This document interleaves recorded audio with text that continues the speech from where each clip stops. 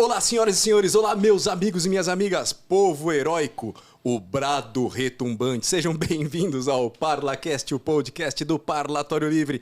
E hoje, aqui, substituindo também o nosso amigo André Beluco, o meu amigo Wellington Santos. Sejam bem-vindo, Wellington. Muito obrigado. Bom dia, boa tarde a quem estiver assistindo. Aí, boa madrugada também, que o pessoal assiste muito. Obrigado, Alfredo, mais uma vez estar aqui presente. Um prazer estar aqui compondo essa bancada tão seleta com Alfredo Lambert e Lucas Fagnani. Boa noite, senhores. Mais um podcast pelo ParlaCast, pelo Parlatório Livre sendo gravado aí. O negócio não para. Vai ter um pequeno recesso aí, né, Fred, de Natal e Ano Novo. Mas a gente vai gravar com o Papai Noel. Exato. Já marcamos. Casalbé. Já maravilhoso. Já tá tudo certo. Piadas que só homens veem graça. Maravilhoso. É muito bom isso aí. Isso não pode morrer. Vamos lá. Nosso convidado hoje, ele é sociólogo pela FESP, é um dos primeiros membros do movimento Escola Sem Partido. Veja a importância disso. Ele participou de iniciativas educacionais, incluindo cursinhos livres e pré-vestibulares na região do Alto do Tietê, em São Paulo. Tá? Ele trabalhou na ALESP, Assembleia Legislativa do Estado de São Paulo, de 2015 a 2020, e desde 2021 ele é chefe de gabinete da vereadora Sonaira Fernandes. Sonaira Fernandes, que por sua vez faz parte atualmente da equipe de transição do governador eleito Tarcísio Gomes de Freitas. Ele é Tiago Cortez de Souza e Silva. Bem-vindo, Tiago. Obrigado. Boa, Tiagão. Prazer estar com vocês aqui. Prazer, um convite maravilhoso. Eu acompanho o Parlatório há muito tempo já. Muito bom. Poxa, muito obrigado. Viu? Obrigado mesmo. Bom, Tiago, eu estava pesquisando um pouco sobre a sua história e também vi os outros podcasts que você participou, né, também do Brasil Paralelo. Um abraço para os nossos amigos do Brasil Paralelo. Muito bom lá, você debateu muitos temas importantes e você teve uma trajetória que você migrou, né? Você era um militante da esquerda. Sim. E durante o seu processo na faculdade, sim, você teve uma iluminação. Uma luz, uma iluminação. Então eu gostaria que você contasse um pouquinho e você também agregasse isso à questão dos seus pais, né, que são cristãos. Sim. Batista, acho que da igreja Batista. Né? Então conta um pouquinho, eu queria que você fizesse um paralelo aí também. Eu começo sempre falando dessa trajetória quando era jovem, né, militante de esquerda. É um pleonasmo, né? Eu era jovem e idiota, então eu tinha alguns caminhos para seguir, né? Ou eu formava uma banda de rock, ou eu... Tá convidado, eu tenho uma, vamos tocar junto. Legal. Eu tive uma também, por um breve período de 2 meses eu tive uma. Ou eu ia, sei lá, ia acabar em drogas, ou eu ia para a militância política, que era o que estava em voga naquela época. Era o Brasil ainda do primeiro mandato do Lula, né? E eu fui por esse caminho. Eu costumo dizer assim, quando você é jovem, você tem a certeza de tudo, né? E isso que é o grande perigo, o grande problema. Você tem certezas demais. Então você carrega o seu bolso cheio de certezas por aí, você quer entregar para todo mundo. E eu era exatamente esse cara. Tinha mais respostas do que perguntas. Exatamente. Que deveria ser o contrário para o jovem. Né? Exatamente. O jovem não sabe de nada, né? Eu lembro também do Nelson Rodrigues falando, né, desse processo de endeusamento do jovem, o jovem como uma criatura da razão, só porque ele é jovem. A Paulo Freirezação do jovem. Essa coisa, o jovem é um futuro. Não, a gente está lascado se o jovem for um futuro. O jovem deveria ser proibido. É brincadeira, gente, pelo amor de Deus. E eu tinha essa questão. Na verdade, assim, quando eu entrei na faculdade de Sociologia, eu já era militante de esquerda, né? Eu participava de alguns coletivos socialistas libertários, né? Quem é muito da antiga sabe que tinha em São Paulo alguns coletivos socialistas, tipo bacunistas, esse tipo de coisa. Eu participava de um coletivo lá na Penha. A gente se reunia num lugar, o Espaço Buenaventura do Ruth, que homenageava um revolucionário espanhol. E assim, era um mundo à parte, um mundo paralelo, né? E a gente tinha muitas certezas, muitas utopias, né?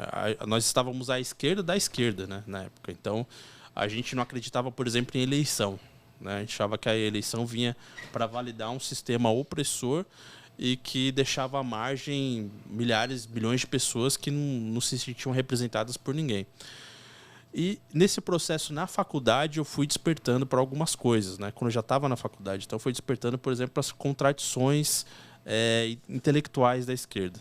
Então, você tinha, por exemplo, no nível da retórica, no nível do discurso, aquela coisa assim da defesa apaixonada da liberdade, a liberdade. Eu lembro que todo mundo ficava citando esses caras que sofreram na ditadura militar, né? Caetano Veloso, Chico Buarque, Gilberto Gil, é proibido proibir, essa coisa toda. Só que quando eu comecei a ter acesso às outras pessoas, os outros grupos, na verdade, de esquerda, eu comecei a perceber que era realmente apenas retórica. Por quê? Você tinha que ser extremamente dogmático para ser aceito nesses grupos. Então, eu tinha que acreditar em tudo. Tinha um pacote fechado para você acreditar, né? Isso é sempre ruim, isso é sempre bom, isso aqui é assim, isso aqui é assado.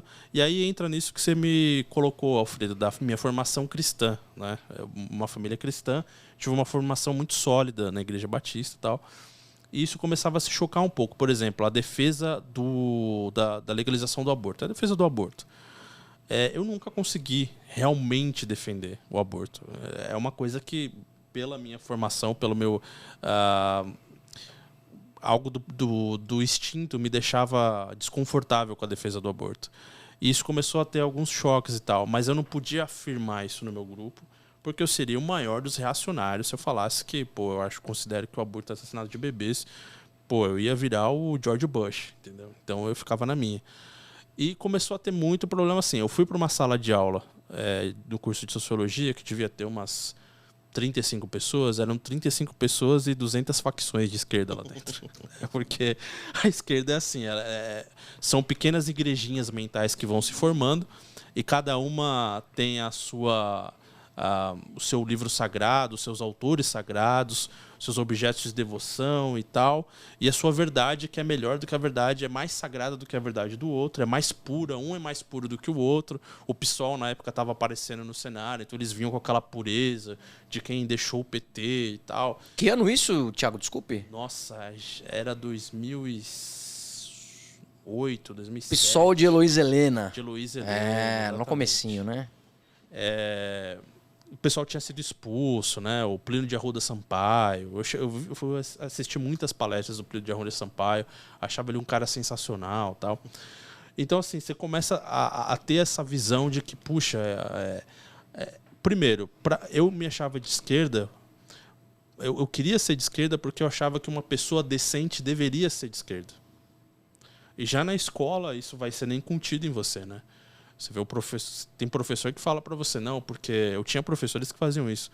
Não, porque o Fidel Castro, na verdade, ele liderou uma revolução contra um governo corrupto do Fulgêncio Batista, que eles queriam fazer de Cuba um grande cassino e tal. E depois, bem recentemente, eu fui pensando, né, que se você contra-argumenta, não, o Fulgêncio estava tentando simplesmente manter a economia e tal. E se quisesse fazer um grande cassino, qual o problema? Eu sou a favor aos cassinos hoje, totalmente. Então, você começa a criar... Então, eu cheguei à conclusão, bem tardiamente, que existe algo de elemento religioso na esquerda. Eu concordo com alguns pensadores, como Raymond Aron, que dizem que o ser humano é um ser religioso, por definição. E mesmo que você ideologicamente tente se levantar contra a religião, o sentimento religioso permanece. Então, aquela devoção que você naturalmente, que historicamente você endereçaria a Deus, você vai endereçar para uma ideologia, para um guru revolucionário, para um líder messiânico. Então, o sentimento religioso nunca vai desaparecer da humanidade. Tanto que quando a União Soviética caiu em 1989, foi constatado que havia uma explosão de seitas e religiões no subterrâneo da sociedade russa, porque isso não é possível extirpar isso da sociedade. E a esquerda é isso. A esquerda é uma grande religião secular, uma religião sem Deus. Eu fui aprendendo isso ao lidar com essas facções na universidade, ao entender que a cada pequena dissidência que havia na esquerda surge uma seita diferente. Então, o PSOL surgiu de uma dissidência com o PT, que veio de lá atrás de uma dissidência com o Partidão, que era o Partido Comunista. E aí veio a dissidência do PSTU. Dentro do PSOL haviam já tendências mais radicais dentro do PSOL. E hoje eu vi uma notícia vindo para cá que o PSOL está rachando mais uma vez, porque a Sâmia Bonfim, que é uma oposição radical, um PSOL socialista de fato, com uma agenda independente no Congresso, e o Boulos, que não é bobo, já falou, não, calma aí, a gente vai conversar com o governo Lula. Né? Então, dessa cisão talvez surja um novo partido com a Sâmia. O Boulos é o substituto do Lula, é o único. Ele até na barba, né? Até na barba. Ele é o único, é o único cara articulado o suficiente. Enfim. Ele tem uma mística, né? Daquela Sim. coisa ainda, anos 80. Porque Exato. hoje em dia o que o PT tem para oferecer não encanta tanto, né? É o Haddad. O Haddad, você olha para ele é quase... Parece até um cara de direita, né? O Haddad toma banho, cara. Não tem como vender O Haddad toma banho, cabelinho sempre feito ali, bem vestido, barba feita. Deve ser um... Tem cara de ser um cara perfumado, exatamente. Olha. Então, veja, um esquerdista com uma aparência dessa, que toma banho, sem barba, nada do cara... Pois é, em outro país você vai... Porque esse cara aqui é petista. Porque esse cara é petista, mas com essa aparência aí... Como diz o meu professor Aldo Fornazieri, meu ex-professor de faculdade, escolheram um cara mais de direita dentro da esquerda para concorrer ao governo de São Paulo, e mesmo assim eles perderam. Né? Mas se você olhar comparativamente, o Haddad não é o militante revolucionário que a esquerda gosta de ter no bolso, né? Ele fala, ele nos livros dele ele até, mas eu quero ver ele ser radical, mas eu quero ver ele ser cabamacho É. pra ser militante radical que nem ele é nos livros dele. Ele não é, imagina, um frouxo. Até colocando a questão dos livros, tá, Tiago? Você coloca também que você queria se aprofundar nessa militância da esquerda dentro desse ambiente acadêmico. Sim. Né? E você teve muitos embates também com professores e a questão da antropologia, desses estudos. Né? Então, os livros tiveram um papel também para você nessa virada de chave. Aconteceram duas coisas muito legais na faculdade. Na verdade, é o seguinte, a minha trajetória acadêmica, ela é o avesso do que costuma acontecer com todo mundo. Então, assim, eu fui para a faculdade sendo de esquerda, por um curso majoritariamente de pessoas de esquerda, e eu já sabia disso de antemão, e eu queria isso mesmo. E quando eu cheguei lá, eu fui me descobrindo conservador. A maioria das pessoas vai para a faculdade com seus valores, seus princípios que aprenderam em casa, né, que a gente pode chamar de princípios cristãos ou conservadores, e a faculdade vai descascando tudo isso. No meu caso foi ao contrário. Por quê? Primeiro, esse choque que eu relatei para vocês, de alguns valores que foram incutidos para mim desde cedo se chocaram com a agenda ideológica dos grupos que eu pertencia. E segundo, por uma questão bem simples. Eu sentia que faltava substância intelectual para aqueles autores que a gente estava estudando. Né? Quando eu via que o autor mais badalado, mais celebrado, mais lindo das pessoas do meu curso, mais amado por alguns professores, não o Aldo, senão ele vai me matar, mas outros professores, era o Foucault. Quando eu via que era esse o ponto, o auge da coisa, eu não me sentia bem com isso. É a grife francesa, né? A grife francesa, entendeu? Uma perfumaria francesa. Né? O Foucault ele é conhecido por uma frase que ele disse isso numa entrevista por um filósofo americano que chama John Searle. Esse diálogo está registrado num livro chamado Quebrando o Encanto, que é do Sam Harris, o livro. Mas é um diálogo do Foucault com o John Searle. Todo mundo me pergunta, é mentira, tal, não sei o que. Tá no livro Quebrando o Encontro do Sam Harris. Na próxima vez eu vou trazer também o livro do Sam Harris.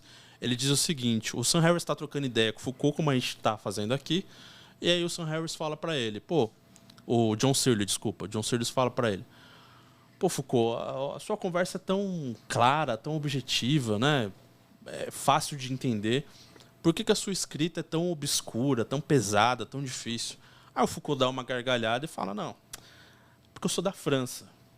Para você agradar a academia na França, pelo menos 20% do que você escreve não pode passar de bobagens impenetráveis.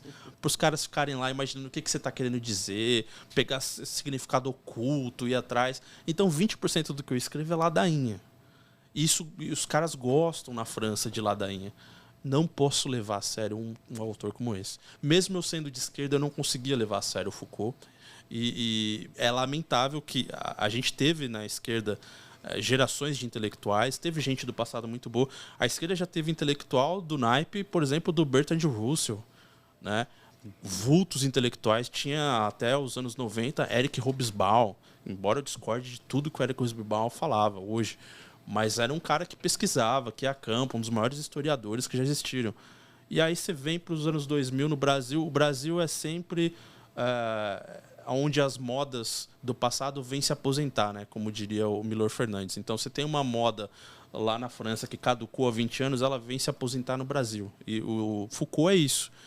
Vocês não têm ideia, tem congressos odontológicos que os caras discutem Foucault. É uma coqueluche, é um negócio bizarro, entendeu? Deixa eu te fazer uma pergunta. Você disse que 20% do que o Foucault escrevia eram tem bobagens que... impenetráveis. Ele confessando, 20% tá? bobagens impenetráveis. Será que o Paulo Freire entendeu que 20% deveria não ser bobagens impenetráveis? Porque, cara, faz muito sentido quando você compara ao Paulo Freire. Paulo Freire é só isso. É só isso. Aliás, se você ler o livro do Paulo Freire, que é a Pedagogia do Oprimido, você vai ver que tem tudo no livro, menos método pedagógico. Não tem discussão de método pedagógico. Me baseando nesse livro que eu fiz esse comentário, cara. Que é pra mim o pior de todos. Eu não li o livro desse inteiro, não consigo. Ele fala do Mao Tse Tung. Me dá náusea. Truncado demais, truncado. Ele faz uns fisiologismos, assim, umas coisas malucas, né? Ele gosta de separar os radicais do resto da palavra. Tudo para criar novas palavras. Então, assim... A nova língua, né? Nova língua. E ele fica lá elogiando Fidel Castro, Mao Tse Tung, Stalin... Aí eu penso, eu li o livro 2 vezes, né? Eu li quando eu era de esquerda, achei uma porcaria. Li de novo, quando eu terminei a faculdade, já era conservador, achei de novo uma porcaria. E assim, eu fiquei procurando. Falei, não, tem alguma coisa aqui de método pedagógico, socioconstrutivismo, não é possível. Piaget, tem alguma coisa aqui que ele vai falar. Ele não fala porcaria nenhuma de método pedagógico. Ele só fala de agenda revolucionária. Aí vem com aquele papo da educação bancária, que é a coisa mais imbecil que você pode dizer. Né? A ideia da educação bancária que você vai depositando conhecimento sem receber, o aluno não é receptor, mas ele tem que ser e tal. Que bobagem, né? Volto àquilo que eu estava falando no começo. Pega um jovem de 18, 19, 20 anos e coloca ele para discutir com, sei lá, me diz um vulto intelectual aí, com o Nelson Rodrigues da vida. Peterson. O Jordan Peterson. Fala para ele trocar experiências de vida. Melhor Jordan Peterson que a molecada vai lembrar. Jordan Peterson. Fala para o jovem trocar experiências de vida com Jordan Peterson. O jovem não sabe nada. Nada, né? Então, assim, essa é a impostura intelectual do século XXI. É a ideia de que o jovem é um ser iluminado, abençoado, que está aqui para nos guiar em direção à Terra Prometida, né? Você achar que uma adolescente mimada, aborrecida, que devia estar correndo atrás de namorado, como a Greta Thunberg, tem alguma coisa para me dizer. Não tem, entendeu? Não tem. É interessante, você entrou aqui também numa temática, né, da questão dos livros, onde você nos contou um pouquinho dessa virada de chave, né? Sim. Então, dos autores de grife francesa. Nós vamos agora, e vou perguntar para ti, sobre os autores de direita, né, que ajudaram nessa transição. Sim. Um dos autores que mais me ajudaram, na verdade, é um cara que ele não tem nada a ver com a direita. Ele é um cara... Ele nem sequer é de humanas, tá? Ele é o Steven Pinker. Ele é de uma disciplina odiada pelas pessoas de humanas, que é a psicologia evolucionista, que é a aplicação na psicologia de alguns pressupostos de Darwin e tal. É uma viagem para muita gente. Eu concordo com algumas críticas que fazem ao Pinker, mas ele escreveu um livro ferrado de bom que chama Tábula Rasa, em que ele vai mostrando os três maiores dogmas dos modernos, né? O dogma da tábula rasa, que é a ideia de que nós somos uma folha em branco e a experiência e a sociedade vai preenchendo essa folha, então não tem nada de natural, de genético, de dado em ninguém. Aí você vê aí já na tábula rasa a premissa da ideologia de gênero e tudo mais. A premissa do fantasma preso na máquina, que é a ideia de que você tem algo dissociado do seu corpo, que é a sua consciência. E o terceiro dogma é... Eu não vou lembrar o terceiro dogma, mas ele vai destrinchando no livro da tábula rasa, e ele mostra como a tábula rasa é fundamental o dogma da tábula rasa para ciências humanas, para toda a agenda de ciências humanas. Então ele começa lá em Rousseau, mostrando que o Rousseau ele queria ensinar para as pessoas como criar seus filhos, educar seus filhos. O contrato social também, social, embora ele tenha abandonado todos os seus filhos, né? Mas ele queria ensinar as pessoas como... E ele partia do pressuposto da tábula rasa. Esse é o terceiro dogma, o bom selvagem. Nós somos bons, aquela velha história que vocês vão ouvir. Sim. Quem é estudante está assistindo, você vai ouvir isso milhares de vezes aí no curso. O bom selvagem, nós somos bons, a sociedade nos corrompeu. Exatamente. Então ele vai trazendo evidências, tá, de toda sorte, inclusive evidências do campo da antropologia, que eu não conhecia, mesmo tendo aulas na disciplina de antropologia, de que não, na verdade, a história é bem o contrário. Nós somos péssimos naturalmente. A vida em sociedade é que nos impõe certos limites e controles e balanços e contrabalanços.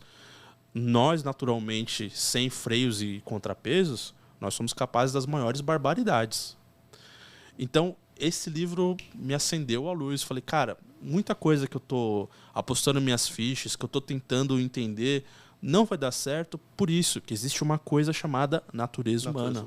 Exato. O Pondé, ele comenta sobre isso, ele fala que, ao estudar a pré-história, ele entendeu muito mais sobre a natureza humana do que... Acho que vocês conseguiram ouvir. Sim, perfeito. Do que lendo os autores contemporâneos. Né? Sim. Um outro psicólogo que faz muito sucesso, infelizmente não é tão traduzido para o Brasil, também da linha da psicologia evolutiva, é o Jonathan Haidt. Muito bom, tem um livro fantástico dele. É sobre moral. Moral e política. Moral e política. Mas é uma linha que realmente não é muito estudada e é abandonada porque traz questionamentos que são muito inconvenientes, digamos assim. Porque o psicólogo hoje, né, eu não vou dizer todos, mas em sua maioria, o psicólogo, o terapeuta, o pedagogo, todo mundo, para ganhar a sua graninha e ter seu status, precisa partir do pressuposto de que o que preenche, enquanto personalidade, a nossa formação é a experiência social. Então, assim, você vê alguns casos que eles têm dificuldade de lidar. Então, por exemplo, tem essa série na Netflix que está fazendo muito sucesso do Dahmer, do Jeffrey Dahmer, aquele psicopata americano. E eu gosto às vezes de visitar o submundo da esquerda. E eu fui em alguns sites de esquerda para ver o que eles estavam falando sobre o Dahmer, né? Alguns desses sites de cultura, e tal. Tem muitas teorias. Eles falam, não, a série dá muitas pistas de por que ele matava as pessoas e guardava os restos na geladeira. Por que o Dahmer fazia isso? Porque ele sofria na escola, porque ele era o cara isolado, porque sofria bullying. Poxa, eu sofri bullying na escola, eu briguei pra caramba na escola. Eu jamais passo pela minha cabeça, vou matar as pessoas e guardar a cabeça delas na geladeira. Então, existe alguma coisa da ordem de disfunção química do cara que leva ele a ser assim. Isso é um anátema, né, para psicólogos, principalmente. Você não pode lidar com predisposições naturais, genéticas, biológicas, etc. Então, eu comecei a entender que as utopias que eu queria ver acontecer no mundo não iriam acontecer, porque, por exemplo, e isso no Tábula Rasa está fartamente documentado, em todas as sociedades, o cara que caça, que traz o alimento de volta ou que traz algo que é necessário para a sobrevivência da tribo, ele é mais recompensado do que o cara que decidiu ficar dormindo. Isso é normal. Existe uma hierarquia natural em todas as sociedades humanas. Então, o cara que trabalha mais, ele vai querer mais, ele vai ter direito a mais. Se nós estamos aqui numa tribo, 3 de nós resolvem sair, os outros ficam na rede, quando a gente voltar, meu amigo, eu vou comer mais do que os outros. Nós vamos comer mais. Então, assim, existe uma hierarquia de mérito em todas as sociedades humanas. E isso é um choque para os alunos de humanas. Quando eu comecei a discutir isso em sala de aula com alguns colegas, foi absurdo. Eu era o Satanás, entendeu? E também, Thiago, essa questão que você colocou, a gente já começa a fazer uma associação também à questão moral. Sim. E aí eu vou puxar mais um gancho, que é a questão do modus operandi da esquerda. Olha, eu aprendi algumas coisas de como funciona a esquerda, né? Primeiro ponto importante. A esquerda está totalmente... O edifício de pensamento de esquerda está totalmente alicerçado em uma coisa, que é o relativismo. Relativismo filosófico e relativismo moral. E isso você vai ver sendo referendado, não é eu, Thiago Cortes, que estou falando. Tá? Você tem uma galeria de pensadores de esquerda falando isso. Eu acabei de citar aqui o Foucault. O Foucault é um exemplo claro disso. Tem um debate famoso do Foucault com o Noam Chomsky, que eu acho que é na TV holandesa. E o Chomsky está falando, está trazendo algumas informações e tal, de como os Estados Unidos... Era anos 70 aquilo. Como os Estados Unidos estavam atuando na Guerra do Vietnã, que ele tinha dados que mostravam os abusos do exército americano e assim, assado. E por trás de tais motivos e razões, ele era contra a política externa americana e ele era um cara de esquerda, tal, tal, tal. E o Foucault ficava rindo só. Aí, na vez do Foucault falar, ele falou, ó, tudo isso para mim é bobagem. Eu só quero que o grupo de pessoas, o meu grupo, tome o poder. Nós estamos aqui num campo de disputa de narrativas, Foucault dizia. Nós estamos num campo de disputa de... Na verdade, toda a obra do Foucault é sobre isso, tá? Tudo é retórica, tudo é discurso. Tudo é discurso. Não existe verdade objetiva. Existe a sua narrativa e a minha, que vão se chocar. O fato é uma ficção. Então, olha só, o começo do relativismo, a semente do relativismo está aí. Aí você vai pegar, por exemplo, Lenin. O Lenin, ele dizia isso também. O Lenin, ele dizia, olha, porque, só fazendo um preâmbulo bem rápido, na teoria marxista clássica, você precisava, antes de chegar ao comunismo, a sociedade perfeita, igualitária, você precisava passar por um processo de revolução capitalista selvagem, de produção industrial, etc., etc., para daí chegar no comunismo. Os caras foram aplicar a revolução numa sociedade agrária que não tinha passado por revolução industrial coisa nenhuma, que Camponesa. era russa. Camponesa, né? Feudalista ainda. Os czares, né? Deu errado até do ponto de vista do marxista clássico, né? E aí o Lenin precisava estar relativizando aquilo a todo momento. Então ele dizia, uma das frases do Lenin, a revolução ela sempre se acomoda, ela sempre se adapta, ela se flexibiliza, ela nunca é uma constante. Não existem verdades, existem fatos que podem ser adaptados à necessidade revolucionária. Então, não adianta, quando a gente fala que hoje em dia, por exemplo, olha só, olha a Venezuela, olha o desastre econômico da Venezuela, olha a inflação que está na Argentina, olha isso, olha aquilo outro. Para o revolucionário fundado nisso, que sabe o que está fazendo, o cara, ele não se esse argumentos racionais não vencem. Por quê? Porque ele vai dizer para você, mas e as crianças debaixo da ponte aqui agora? Como a minha professora de antropologia me respondeu quando eu falei para ela que eu era absolutamente contra o infanticídio. A questão dos índios, né? Isso, os índios, algumas tribos no Brasil que, quando a mulher engravida e dá luz a gêmeos, ela fala, eles dizem que um deles é a cópia do demônio, então precisa ser enterrado vivo, só vai desenterrar a criança quando ela parar de chorar. E eu falei para minha professora, como todo ser humano normal, que eu era radicalmente contra uma barbaridade dessa. Ela falou, quem é você para julgar o hábito de uma tribo, tal, sendo que você vive numa cidade que as crianças estão passando fome debaixo da ponte.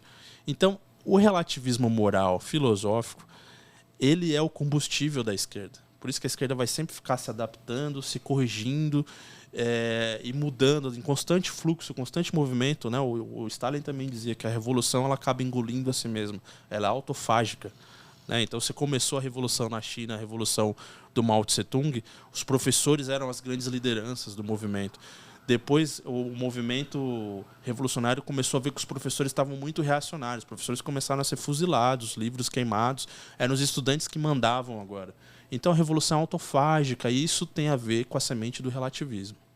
O relativismo esse construído somente por argumentos utilitários. Nunca é um argumento ético e moral. Nunca. Nunca. É sempre um argumento utilitário. As crianças passando fome embaixo da ponte. Pronto, justifica qualquer barbaridade que o outro faça. E você vê, né, que essa questão da cultura também, aí ela acaba sendo um campo de disputa ideológico e de narrativas, né? Sim. Então, eu acho que dá pra gente até entrar aqui numa questão que eu acho de suma importância, né, que o foco do brasileiro ainda não está nessa questão da luta da educação e da cultura, né? A gente está muito focado aí na questão das eleições, sim, dos votos, mas como diz o Lucas, tem a superestrutura, né, Lucas?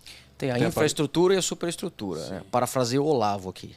Sim, o Olavo já é o maior gancho, porque ele tem uma frase dele que eu sempre lembro, né, que infelizmente, e hoje a direita brasileira está nessa, assim. Você entende que tudo é política eleitoral e tal. Então a gente foca 100% nisso e esquece do dever de casa. Então, assim, a gente acredita que eleger um governador, um presidente, um deputado ou alguns deputados, isso vai corrigir os problemas estruturais que a gente tem na sociedade. Não vai. Isso é uma medida paliativa. Isso essa superfície. Superfície. Né? Então você tem que ir para baixo. Por quê? O que impacta a sociedade é a cultura. A cultura vai influenciar a opinião pública, que vai informar a política. Então, até o que vai se debater numa sociedade, do ponto de vista do parlamento, etc., isso vem como semente do que é produzido culturalmente. Vem de baixo. Vem de baixo. Então, assim, você tem sociedades que ficam discutindo questões ambientais, tem sociedades que estão discutindo já questões de flexibilização do uso da eutanásia e tal. E quando você vai ver essas sociedades, por que os caras estão discutindo isso? Porque alguém colocou um projeto de lei e de repente entrou em discussão? Não. Porque são sociedades seculares, onde a fé praticamente morreu, as igrejas são museus, são lugares para os turistas visitarem, e você não tem mais vínculos, né? O tecido social já não é mais tão forte como antes. Então tá todo mundo, são sociedades atomizadas, todo mundo vagando sem vínculo, né? E aí você tem o reflexo disso na política, que é o quê? É essa coisa de, nós somos descolados, nós achamos legal matar o vovô e a vovó se o vovô e a vovó não estiverem mais tão funcionais como antes. O que está acontecendo no Canadá hoje. O Canadá está num avanço da política de eutanásia, que é uma coisa impressionante, né? Suicídio assistido. Olá, André, seja bem-vindo também. Eu ia falar que o cabelo do Wellington cresceu, tava careca, agora tá de coque. Isso não agora é que eu vi que é o André. Amigos de casa, esse não é uma transformação que Depois aconteceu. eu passo para vocês o segredo, é um tônico capilar. É o André que substituiu o nosso querido Wellington. Não substituto a altura, evidentemente, mas eu Veio de longe, integro né? a bancada, né? Então E, Thiago, eles são obrigados a me aturar. eu queria aproveitar na esteira disso que o Thiago mencionou, para jogar uma pimenta ainda dentro desse âmbito do combate cultural. Você trouxe à baila, eu estava vendo ali um argumento muito importante, que é essa chave de análise, vamos dizer assim, biopsicológica. Sim. Eu gosto de falar que é uma chave de análise biopsicológica dentro dos estímulos e recompensas jogados no ambiente. Então, para não ficar num campo etéreo, né? A esquerda enxerga tudo no campo econômico, né? Então, para eles tudo é economia, para eles tudo é pobreza ou riqueza, economia é jogo de soma zero. Para a direita eu vejo muitos, não pessoas do seu quilate, óbvio, né? O cara que lê Steven Pinker é outro quilate, mas eu vejo eles enxergando tudo muito como tudo é cultura, tudo é moral, tudo é escolha do ser humano, mas você vê, assim, aqui no Brasil, que é um ambiente um pouco mais hostil ao empreendedorismo. Sim. Então, isso estimula uma larga parte dos estudantes, até mesmo quem tem uma vida boa, a prestar concurso público. A pessoa não vai querer empreender. E em âmbito um pouco mais primal, a alimentação, que é um instinto, né? A gente precisa disso. Então, mesmo todo mundo sabendo que esses alimentos hiperpalatáveis, com xarope de milho, frutose, açúcar refinado, uma pizza, por exemplo, todo mundo hoje em dia sabe que isso faz mal, mas as pessoas ainda continuam comendo. E isso acaba reverberando na nossa cultura, né? Porque você falou da eutanásia. É um estímulo muito grande, né? Você vê o governo vê a pessoa idosa ali, ele fala, essa pessoa não é funcional, eu não vou ter dinheiro para cobrir a previdência dele. E eu queria saber como é que você enquadra tudo isso. Isso é o auge do utilitarismo, né? Agora, eu não penso também... Não sei se eu construí tão bem assim, desculpa interromper. Não, sim, eu entendi. Eu não estou tanto no campo do estímulo e recompensa, porque eu tenho medo também de cair no outro extremo da coisa, que é o behaviorismo, assim, aquela coisa, condicionamento radical e tal. Eu acho que não. Eu acho que, inclusive, o que contradiz, inclusive, o behaviorismo é que você nunca vai conseguir transformar o ser humano da maneira que você quer. Não importa que você esteja na China, num regime ditatorial selvagem, você não vai conseguir transformar, você não vai conseguir manter. Um argumento que eu ouvia muito nos anos 90 no Brasil era o seguinte: Pô, mas se tá tão ruim na China, por que eles não se rebelam? Porque a gente não vê rebeliões na China, por exemplo. E aí diziam, não, porque eles estão adaptados àquilo que eles estão vivendo. Não estão. O ser humano não está adaptado a esse nível de escassez de liberdade. O que acontece na China? É uma repressão brutal, seguida de uma alienação, né, do que está acontecendo ali, de um colapso da imprensa. Não existe imprensa livre na China. Então ninguém sabe dos surtos de rebelião que estão acontecendo. Hoje a gente sabe de algumas coisas. Agora, você falou da questão cultural, né? Eu entendo o seguinte, a cultura é realmente tão importante quanto todos os estímulos que você pode ter quanto indivíduo.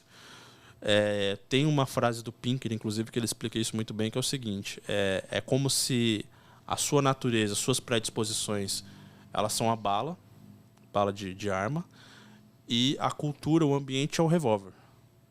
Então, você só vai conseguir colocar para expressar de alguma maneira em sociedade aquilo que já está de alguma maneira em você. Então, por exemplo, por mais que eu goste de pessoas extrovertidas como o Wellington, dentro de mim eu não tenho esse estímulo, essa verve para ser extrovertido, tal. Eu não consigo. Né? Quando eu converso... Por isso que esse podcast não vai durar muito também. Porque quando eu converso mais de 2 horas, depois eu fico extremamente cansado, porque não é da minha natureza esse nível de extroversão. Mas não vai passar de 2 horas, não. Fica tranquilo. Não, tô brincando. São 4 Então, assim, horas. O primeiro bloco, você diz, né? Primeiro bloco, segundo bloco, Primeira mais 4 parte horas. do primeiro bloco. Isso. Sim. Então, eu vejo assim, a natureza é uma espécie de coletor e modelador daquilo que você tem. Claro que isso vai expandindo, né? Eu penso assim, eu tenho muita sorte, por exemplo, ainda me usando como exemplo. Se eu tivesse nascido lá nos anos 60, 70, e eu tivesse numa sociedade ainda sem internet, sem todas essas mamatas que a gente tem hoje em dia, eu ia ser um cara muito isolado, porque eu não tenho paciência para sair a campo e conversar e tal, não sei o quê. Não tenho paciência. Então, essas coisas da cultura, da tecnologia, acabam ajudando, né, nas suas predisposições naturais. Mas é fato, eu sou um cara muito mais tímido do que todos vocês aqui, entendeu? Mas a cultura, o ambiente, a tecnologia me ajudam a me adaptar o máximo possível. E, eventualmente, você fala com uma primazia, cara, com um vocabulário, uma dicção muito clara e, a meu ver aqui, sem timidez nenhuma. Seria porque você está em ambientes com pessoas que pensam parecido com você e porque você está falando de um assunto que eventualmente você gosta, porque não é ao vivo também. Ô, Lucão, eu achei que breve vai ser. Eu achei que você fosse falar porque você é muito cortês. Evidentemente. Também. Olha a fera aí, meu. Na verdade, o motivo é um pouco mais simples que isso, até prosaico. O motivo é que eu fiz um curso de retórica. Muito bom, que me ajudou. Deu certo, viu, Deu cara? certo. Tá Que bom. muito bom. E também no começo, né, como eu falei na biografia ali, eu fui do Escola Sem Partido. Sim. Então, assim, lá no início do Escola Sem Partido, o nosso ambiente era um ambiente de debate com pessoas de esquerda. Então, eu debati muito, por exemplo, com o Daniel Cara, que é do PSOL, que foi candidato a senador pelo PSOL e tal. Beleza, hein? Com esse pessoal. Então, eu fui forjado no combate ali e fiquei mais tranquilo. Foi esse o sujeito que colapsou quando você deu uma alfinetada no Paulo Freire? Não, foi um professor da USP. Ele ficou muito chateado mesmo. Eu me lembro disso, Senhor. com clareza. Eu também lembro com clareza. Ô, Thiago, já que a gente citou ensino, universidade, tem um gancho de educação e a gente tem que falar isso obrigatoriamente. Já vou começar. A gente passa pro lance da masculinidade depois, que, cara, isso aqui a gente tem que dedicar um tempo grande do podcast para isso, mas antes eu queria uma boa pincelada em educação. Universidade hoje, qual que é o grande problema da universidade hoje? E o seu grande conselho para o jovem universitário? Aquele que está começando a querer acordar, que estava incomodado com os autores de esquerda, assim como você estava na tua época de universitário. O que você tem para dizer para a gente em relação a isso? Olha, pro jovem que está começando agora, que está iniciando algum curso, seja de qual área, nas ciências humanas principalmente, o meu conselho mais importante é não deixe que a universidade atrapalhe seus estudos. Continue estudando por fora. faço um projeto de educação autodidata, né? Então, por exemplo, na minha universidade, obviamente, no meu curso de Sociologia, eu não tinha lá na bibliografia Olavo de Carvalho. E eu tive que ir atrás para descobrir o que era o Olavo de Carvalho. E é claro que, num primeiro momento, eu cheguei no Olavo de Carvalho daquela maneira que um esquerdista chegaria, para tirar onda, para zoar, né? Falar, esse maluco. Aí apanhou da leitura. Caramba, porque eu comecei já lendo Jardim das Aflições. Misericórdia, começou bem. Começou começou o uppercut do Tyson. Nossa, um overhand. Todo mundo fala do Mínimo, né? Do Olavo, mas o Mínimo não é o melhor livro do Olavo. É o Jardim das Aflições. O Mínimo é um compilado de tudo que ele escreveu depois. Tem mas o pesado mesmo é o Jardim Leão das Aflições. O Leão e os Ossos, que que recente, são todos os artigos dele do ano 2000 para todos os jornais e revistas, enfim. Todos os artigos dele. É um compilado feito pelo Silvio Grimaldo. Meu amigo É isso mesmo. Grimaldo. É isso mesmo. Eu li e reli. Cara, tem muita coisa grifada. Cara, tem muita coisa do Olavo, cara, que. Cara, eu vou lá e dou um Google e vou estudar. Ele cita muitos atores, algumas notas de rodapé que eu me obrigo a ler também. Tem uma coisa interessante sobre o Olavo, que é o seguinte, partindo dessa questão da educação autodidata. Por que eu sempre falo pro cara que está começando na universidade, não fica só naquilo? Porque se você for, por exemplo, para um Olavo de Carvalho, olha só, eu tenho muitos amigos libertários que foram encontrar o seu caminho esbarrando em autores que o Olavo apresentava. Então tem gente que vai ouvir falar de Ayn Rand porque o Olavo fazia uma crítica da Ayn Rand. Tem gente que vai falar de Mises porque o Olavo fazia uma crítica do Mises. Então o Olavo abriu um universo completo de autores, uma galeria de pensamento. Thomas Sowell. Eu descobri Thomas Sowell por causa do Olavo de Carvalho. O Sowell é incrível, cara. Ô, Thiago, mas tem uma questão aqui, você colocou do Olavo, né? Nosso querido Olavo. Que é o pensamento crítico. Você citou, a gente pode até depois colocar a questão também do Escola Sem Partido aqui nesse bolo. Como fica o pensamento crítico se não tem autores que são do lado de lá? Sim, é impossível, né? Porque o pensamento crítico pressupõe que há ideias em conflitos, que há autores, tradições de pensamento em conflito, e que você vai ter aí, você vai ter que se impor a necessidade de escolher um lado de uma maneira livre e consciente. Quando você chega na universidade, por exemplo, foi o meu caso na Sociologia, qual que era a grande divisão intelectual na sala de aula, por exemplo? E eu fiz muito parte disso. Era entre a galera que era mais marxista da nova escola, digamos assim, aquela marxismo mais com farofa, sabe? Aquela coisa assim... os caras misturavam marxismo com ciclismo, sabe? Essas bobagens, assim... veganismo, marxismo com farofa, qualquer coisa lá. Era gente de classe média ociosa que ficava pensando demais. E tinha o lado mais, assim, revolts mesmo, que era passe livre e tal, que era do meu grupo mais anarquista. Então, no espectro ideológico, eram os anarquistas contra os marxistas, né? E quem participou do passe livre sabe que teve essas coisas do passe livre. Então, assim, o que era... Só que são facções de esquerda. A universidade brasileira, quando você vai falar de pensamento crítico, o que é o pensamento crítico? É um autor de esquerda criticando um outro autor de esquerda, de uma tradição diferente da esquerda, que veio de uma dissidência e etc, etc. Então, por exemplo, falando aqui da perfumaria francesa, né? Você tem lá o Foucault, aí você tem Derrida, você tem Baudelaire, aí você tem... E eles vão se movimentando, são peças no chaleiro que vão se movimentando e vão formando dissidências, né? Então, você tem o... Puxa, esqueci o nome de um outro psicólogo famosíssimo da esquerda francesa. Não, mais recente. Eu vou lembrar. E você vai se movimentando ao gosto do freguês, entendeu? Então, o que a gente tem na esquerda hoje, quando fala de pensamento crítico, na verdade, são nichos comportamentais de mercado. Né? Por que eu digo isso? Porque, por exemplo, Foucault é uma grife. Se você citar Foucault em qualquer... vigiar e punir... Tal, é uma maneira de você se afirmar no debate, mesmo que vigiar e punir seja uma bobagem. Né? Então, você vai se afirmando, tal... O cara faz um congresso, aí chama você é o palestrante para falar das estruturas opressoras da sociedade e tal. E o engraçado é o seguinte, toda essa galera da esquerda que nos anos 90, anos 2000, falava que tudo é dispositivo repressor na sociedade ocidental são as pessoas que hoje estão aplaudindo os abusos que a gente vê no Brasil, né? E estão achando legal. Sem dúvida. Opiniões muito radicais, muito marginais. Cadê é proibido proibir? Cadê o pessoal do Foucault que enxergava a opressão até na câmera que tem na rua? Quer dizer, agora o que o Moraes faz é maravilhoso, né? Então, inclusive, eu queria deixar um desafio para os meus ex-professores de faculdade de escrever um artigo analisando Alexandre de Moraes sob a ótica Foucaultiana. Eu acho que renderia bastante. E como nota de rodapé, que eles leiam The Passion of Michel Foucault. Muito bom. Muito bom.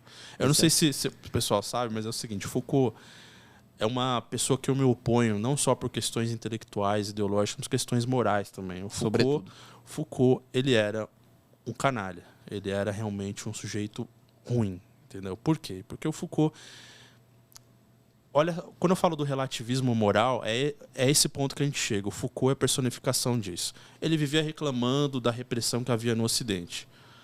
Quando deu lá em 1970 a Revolução Iraniana, dos ayatollahs, que acabaram nesse regime teocrático que mata gays, minorias, mulheres, etc., o Foucault foi lá apertar a mão dos caras. Entendeu? O Foucault viajou para o Irã para apertar a mão do Ayatollah Khomeini para dizer muito bem. Por quê? Qual a coerência? Porque os ayatollahs estavam lutando contra a máquina de opressão americana, o imperialismo americano e tal, e estavam vivendo a vida do jeito deles. Qual era o jeitinho deles? Era matar gay na praça pública. E o Foucault foi lá fazer isso, apertar a mão dos caras. Para mim, esse cara é um vagabundo. Depois, lá no final dos anos 80, quando o Foucault já sabia que tinha AIDS, ele decidiu deliberadamente ir até as saunas em São Francisco, nos Estados Unidos, para espalhar o HIV intencionalmente. Ele morreu em 84 ou 86? 84. Eu nasci e ele morreu, graças a Deus. Então, assim, é um sujeito mau, maléfico, né? E ele é glorificado nas universidades por intelectuais de esquerda. Nossa, quantos professores que vieram falar para mim que o Foucault abriu a cabeça dele sobre tantas coisas. Meu Deus, olha a desgraça que estão fazendo na universidade brasileira. Né? É uma moda que caducou em alguns lugares do mundo e veio se aposentar no Brasil. Até agora não se livraram do Foucault. Thiago... desculpa, diga lá. Não, é só um outro comentário. O Michel Foucault, para além de citações em trabalhos acadêmicos, é bem perceptível como a filosofia e a ideologia dele chegam na nossa mesa por meio de uma política aquela política que eles chamam de antimanicomial, né? Sim, exatamente. Se existem lugares como Cracolândia... É grande influência do Foucault. Né? Que era só o que eu queria dizer, por favor, de mecanismos de repressão em todo lugar. Então você não pode, o cara tá, doidaço de crack na rua da sua casa, mas não, você não pode... ele tem um termo para isso, você não pode invadir a esfera de liberdade do cara, entendeu? E o próprio Foucault, ele questionava a ideia de loucura, né? Então, não existe... quem é você para julgar o cara que é louco só porque ele está correndo pelado na rua atrás da mãe dele? Não, é um modo de vida. Aí, de novo, a gente cai na questão do relativismo moral, filosófico. Ele sabia o que ele estava fazendo, né? O que ele estava propondo, que ia dar em tudo isso que a gente está vivendo hoje. Aí, quando você vê nos Estados Unidos esses saques que acontecem hoje em São Francisco, porque lá você roubar até certo valor de mercadoria não é tão grave assim mais. Então, são reminiscências, são recados do além do Foucault. Né? Certo. Eu não vou mais falar de Foucault, eu falei demais desse cara que eu odeio. Não, nós também, não sei tanto quanto você. Eu acho que eu só não odeio ele tanto quanto você, porque eu o conheço menos, o li menos. Li muito pouco, mas o arcabouço eu sei, enfim, diga lá. Não, essa questão também, né, Thiago, da engenharia social. Sim. Né, que nós vemos aí, hoje está escancarado, pelo menos para nós, ou para quem está mais desperto, né? Eu não consigo mais assistir filme nenhum, não consigo assistir televisão, não consigo. Simplesmente não consigo, porque quando a gente acorda ou desperta, a gente entende ali as ferramentas e o mecanismo de engenharia social. Eu queria que você desse uma pincelada aí também sobre essa questão. O grande exemplo, e isso já está escancarado para as pessoas, eu acho, inclusive assim, quando eu vejo que a gente, em alguns pontos a gente venceu, né? Mesmo a a estrutura de entretenimento hoje, de cultura pop, está na mão de pessoas de esquerda, né? E de globalistas também. Mas quando eu vejo que a gente venceu, quando eu pego o grupo de WhatsApp da família ou de alguém, né, próximo, pessoas próximas, e tá lá, olha, você viu esse personagem novo do filme da Disney? Pô, pra quê, né? Colocar o cara trans, tem beijo gay no filme e tal. Pô, pra quê? Desnecessário. Porque, em que isso enriquece o roteiro, a história, a trama? Nada.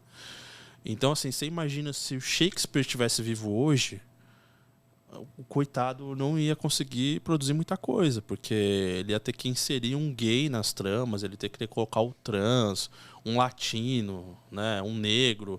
Imagina o Dostoiévski tendo que colocar um trans nas histórias dele, né, que já eram bem complexas, né? Então, vamos colocar aqui na história dos demônios, além de colocar os revolucionários, põe o drama dos trans no meio. Né, a senhora que é assassinada no Crime e Castigo, ela tem que ser uma senhora trans, negra, tal, para fazer mais sentido. Então você acaba deturpando tanto a coisa que fica sem qualidade.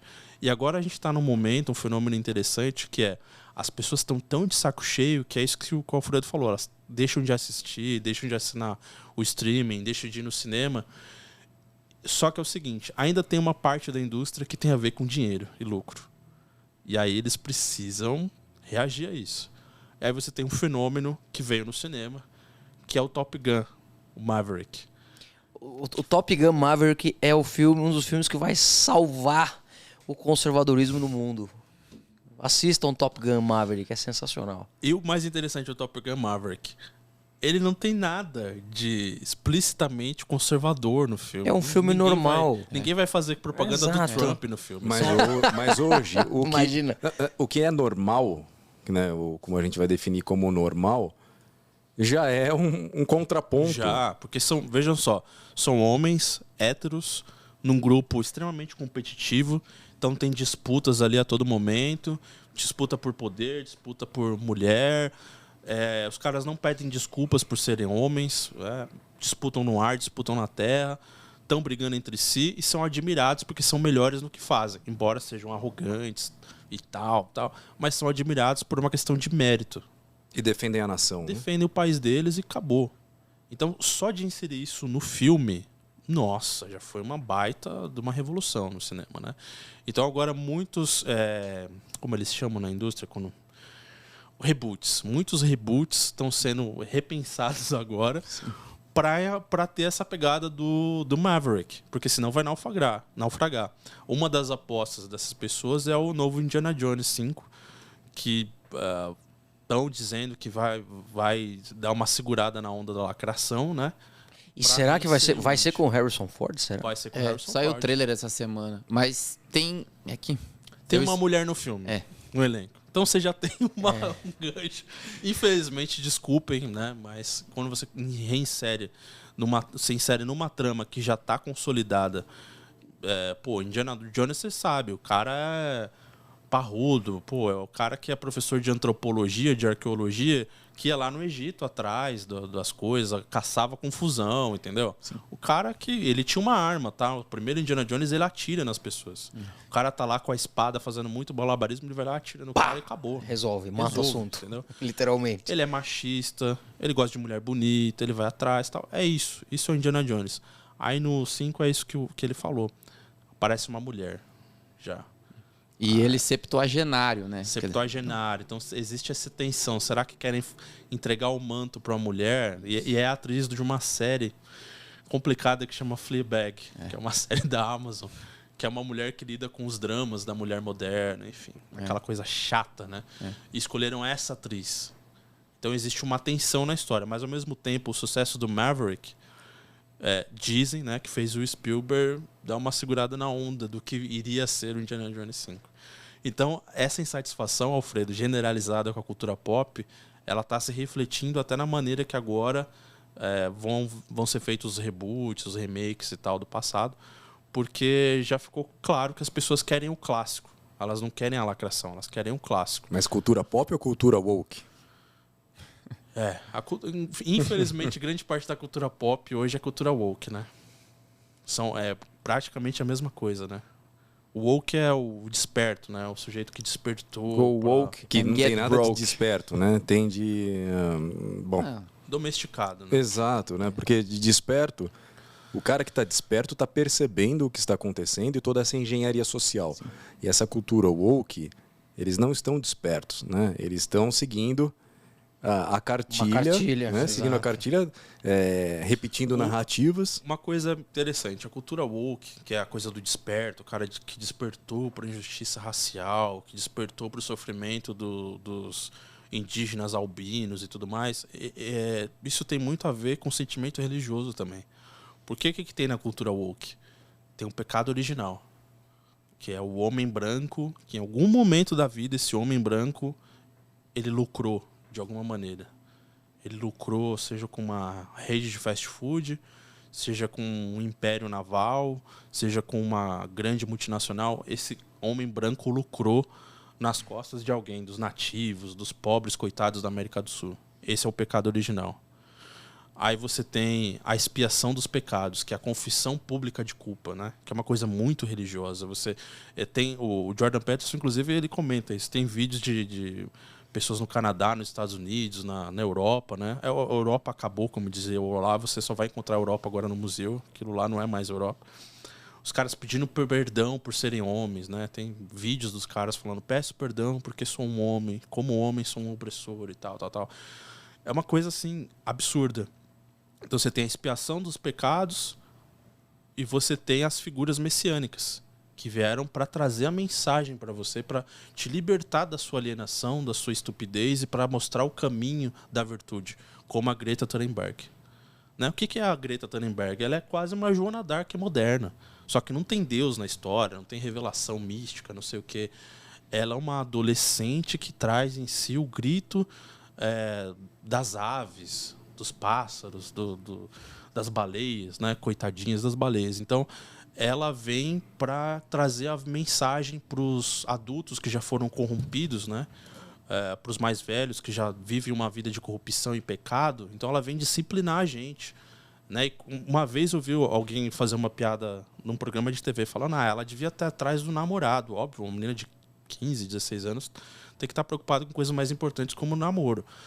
Aí o outro cara falou assim, não, que isso, eu nem vejo a Greta se preocupando com essas coisas, eu acho que ela nem pensa nisso. Então, quer dizer, é uma menina virgem, né, que veio trazer... um robô criado pelo sistema. Veio trazer uma mensagem messiânica de salvação. Então, cultura woke é sentimento religioso secular. Né? Porque é uma religião secular. A Greta, eu concordo com você, ela deveria estar preocupada com assuntos de adolescentes, né? E fala essa fedelha, que não sei o quê, e xinga a menina. Claro, ela é uma figura muito agradável, não é uma figura muito agradável, mas ela... Inclusive, eu sinto pena do cara que vai ser o primeiro namorado dela. Então, mas antes de sentir pena de quem vai ser o primeiro namorado dela, eu sinto pena dela, porque ela é uma vítima do sistema. Lavaram o cérebro da menina. Eu não sei se vocês sabem, acabaram com a infância dela. Os pais dela... A família dela é rica, riquíssima, né? Os pais dela são artistas, são cantores. E eles usam a filha como produto. É um produto, é um nicho de mercado. É uma religião, é uma religião secular e é um nicho de mercado comportamental. Né? Então, até no Brasil, assim, você vê, por exemplo, os livros da Djalma Ribeiro. O feminismo negro, o pós-feminismo negro, o feminismo negro periférico, não sei o que lá. Vão deixando um negócio cada vez mais específico, né? Para atingir cada vez uma menor minoria. Subnicho do subnicho. E é aquilo que o Stalin dizia, a revolução ela não para, ela é autofágica. Então, lá nos anos 90, nos 80, era todo mundo feminista igual. Aí, de repente, não, peraí, tem o feminismo branco, feminismo negro, feminismo periférico, feminismo tal. Vão criando nunca vai ter fim. Eles querem agradar todo mundo, na verdade. Sim. Né? Falando em feminismo, inclusive, queria mandar um abraço para minha amiga Mariana Brito, que deve, nesse momento... 22h58, a Martina já deve estar dormindo. Mas fica o convite aqui que assim que a Martina tiver um pouquinho maior, que é a filha dela, que deve ter alguns meses de nascida apenas, que vem aqui falar sobre feminismo no ParlaCast, do Parlatório Livre. O Thiago certamente deve conhecê-la de Instagram, sim. Enfim. Então fica o convite. Desculpa te cortar, Thiago. Não, mas... Thiago, a questão da ideologia de gênero também, né? A gente vê aí agora muitos homens ocupando o lugar das mulheres. Sim. Né? Uma belezinha, né? O que foi mesmo E de fazer. forma que, se elas reclamarem, elas serão chamadas de preconceituosas, né? Sim. A gente vê aí as pessoas estão ignorando a realidade, né, objetiva, afetando a realidade. Sim. Então, fica... É muito interessante Você tem que isso, negar né? a realidade. Você tem que negar a realidade a todo momento. E aquele que se nega a participar do culto da mentira com você, ele é o cara mais escroto do mundo. Então, se eu disser assim, olha, eu não acho uma boa ideia você colocar uma jamanta de 1,80 m num time de vôlei, um cara que tinha hormônios masculinos até meses atrás, esse cara já está constituído enquanto homem biologicamente. Sim. Não acho uma boa ideia colocar essa jamanta, para competir com meninas. Por que não? De onde você tirou isso? Você está maluco? Entendeu? Então, olha o nível de maluquice desses caras. E aí entra na parte que eu gosto muito de falar com as feministas, as poucas que ainda mandam mensagens maravilhosas no meu Instagram. Falou, olha, as conquistas do feminismo são maravilhosas, né? Agora vocês têm que se desdobrar em jornada dupla, vocês têm que competir com os homens em todas as posições, tem homem no esporte ganhando no pódio de vocês, e a coisa tende a piorar, né? Porque agora existe também a discussão para que a licença maternidade seja estendida a mulheres trans e homens que, por acaso, no momento do parto, olha só, no momento pré-parto, sentem também que estão dando à luz. Essa é uma discussão que existe em alguns países já. Que maravilha. Então, no momento gestacional da mulher, o homem também se sente parte daquilo, se sente afetado Ele tem biologicamente. puerpério também, né, Tom? O homem E ele precisa grávido. também da licença. Então, olha que maravilha. O feminismo veio para destruir todas as conquistas que as mulheres E haja tinham pra previdência. igualar. Haja previdência. Haja previdência, né? Porque não só a mulher. Tá até aqui no roteiro, inclusive, é um termo que eu gostaria de falar. Né? Você já foi provocado pelo Alfredo para essa pauta, mas esse termo é importante. É uma guerra contra a masculinidade. Sim. Certo? Qual o mérito dessa guerra? Qual o principal motivo, na tua visão? Bom, tem alguns motivos revolucionários, né? Você tem que deixar o homem cada vez mais apartado do seu passado, das suas qualidades naturais. Né? Sem carne vermelha. Sem carne vermelha, sem disputar, sem competição. Eu inclusive, estava lendo alguma coisa sobre isso, acho que talvez aqui no Guerra contra o Ocidente, do Douglas Murray, de como a ideia da competição, do homem competitivo, do homem que disputa, é cada vez mais uma aberração na sociedade atual.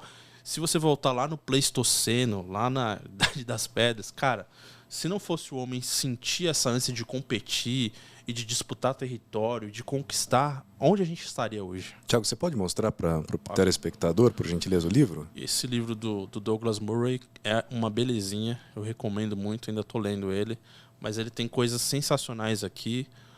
Como eu disse, o Douglas Murray é um cara muito interessante também, ele é era um anglicano, e estudando religião ele virou ateu.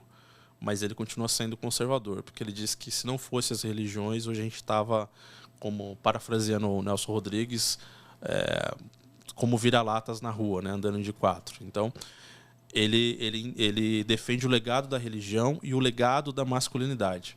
E por que é importante em sociedades tão fragilizadas como a nossa você resgatar a masculinidade? Porque a masculinidade tem a ver, entre outras coisas, com a paternidade. Então, existem algumas... poucas ainda. Existem lufadas de ar fresco, né? De repente, na universidade pública e tal. Então, você tem alguns relatórios que mostram que o colapso da paternidade nas sociedades latinas, nas sociedades europeias, está diretamente ligado com o avanço da criminalidade, com o avanço do uso de drogas por jovens, por adolescentes, etc, etc, etc.